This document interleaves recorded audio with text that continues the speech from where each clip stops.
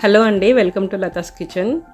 జలుబు దగ్గు అయినప్పుడు సొంటి మిరియాలతోటి ఈ విధంగా పౌడర్ చేసి పెట్టుకున్నారంటే చాలా బాగా యూజ్ అవుతుంది.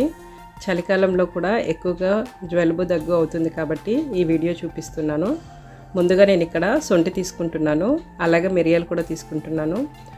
సొంటి మిరియాలే గ్రైండ్ చేసి పెట్టుకోవచ్చండి, కానీ నేను ఇక్కడ ఇంకా కొంచెం ఘాటు కోసం, ఫ్లేవర్ కోసం అని చెప్పి కొన్ని లవంగాలు, ఇలాచి, చెక్క వేసుకుంటున్నాను.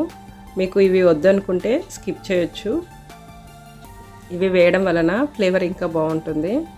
ఇవన్నీ కూడా గ్రైండ్ చేసుకోవాలి, కానీ సొంటి మాత్రము ముందే నేను కొంచెం రోట్లో దంచి వేసుకుంటున్నాను. అలాగే వేసుకున్నారంటే మెత్తగా అవ్వదు, ఇంకా మిక్సీ కూడాను పాడైపోతుంది.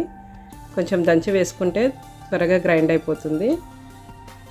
ఇవన్నీ పౌడర్ చేసుకున్న తర్వాత మనం డైలీ తాగే టీలో కానీ, లేదంటే కషాయంగా కానీ, పుదీనా టీ ఇలా మనం ఏం చేసుకున్నా కూడాను మార్నింగ్ ఒకసారి, నైట్ పడుకునే ముందు ఈ పౌడర్ని కొంచెం వేసుకొని తాగారంటే చాలా బాగా రిలీఫ్ ఇస్తుందండి.